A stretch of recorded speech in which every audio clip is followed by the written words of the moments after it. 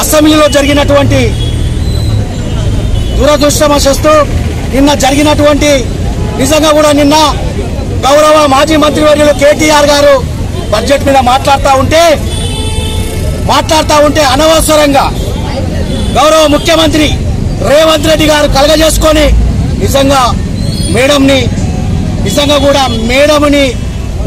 బాధాకరంగా మాట్లాడినటువంటి రేవంత్ రెడ్డి, నిజంగా రేవంత్ రెడ్డి గారు మీరు బాధ పెట్టినటువంటి బాధ ఒక అసెంబ్లీ ఆడపడుచును బాధ పెట్టినట్టు అని మేము అనుకుంటా ఉన్నాం. ఈరోజు 2 కోట్ల మహిళలందరూ కూడా, మహిళా తల్లులందరూ కూడా బాధపడతా ఉన్నారు. నిజంగా నీకేం పాపం చేసిందని చెప్పి ఇలా సబితమ్మని ఇంత బాధ పెట్టి అసెంబ్లీలో బయటికి పంపించినామని చెప్పి అడుగుతా ఉన్నాం. కనీసం మాట్లాడే అవకాశం కూడా లేదు, కనీసం వివరణ చెప్పుకునే అవకాశం కూడా లేదు. అంత దుర్మార్గంగా నువ్వు వ్యవహరించినవంటే నిజంగా ఆలోచన చేయాలని యొక్క మనసులో ఏదో పెట్టుకొని సబితమ్మ మీద కక్ష సాధించాలని చెప్పి చూస్తా ఉన్నావు. ఎందుకంటే ఈ మధ్యన కాంగ్రెస్ లోకి రమ్మని అడగడం జరిగింది.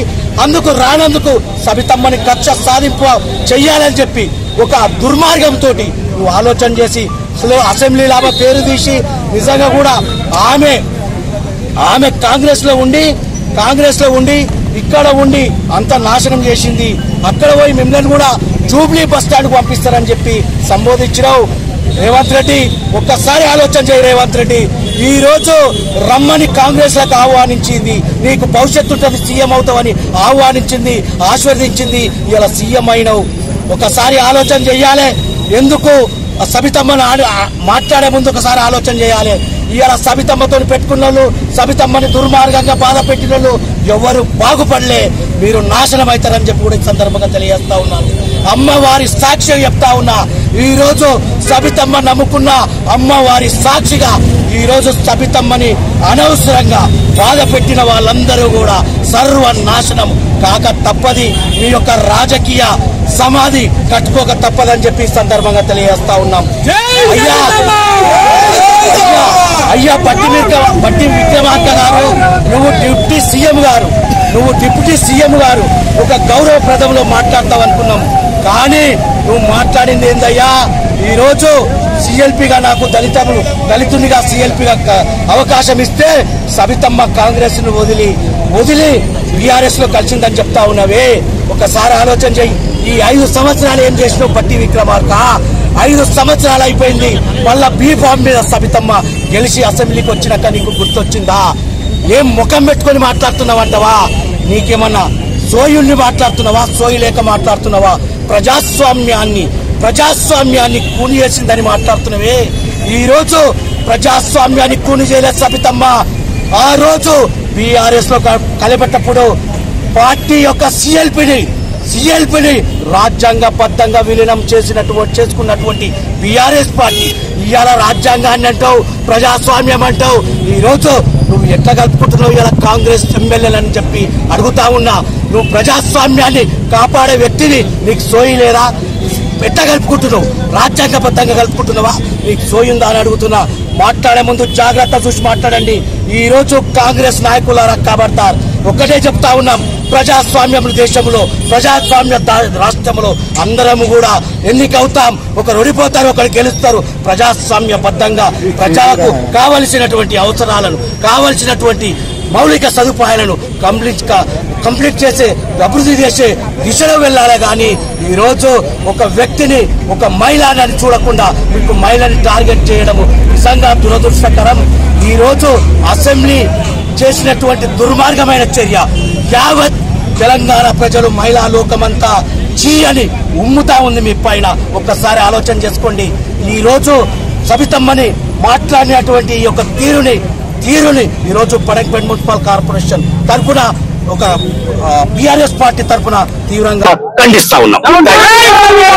మహేశ్వరం నియోజకవర్గం ఎమ్మెల్యే గారు, మంత్రి గారు అయిన సబితా ఇంద్రారెడ్డికి ముఖ్యమంత్రి హోదాలో ఉండి కూడా ఇంత నీచంగా మాట్లాడతాడని అనుకోలేదు. ఇంత నీచమైన ముఖ్యమంత్రిని దించాలని కోరుకుంటున్నాను. మహిళా సంఘాల తరఫున, మా బీఆర్ఎస్ పార్టీ తరఫున, మా మొత్తం మహేశ్వరం తరఫున మీ అందరికీ కోరుకుంటున్నాను.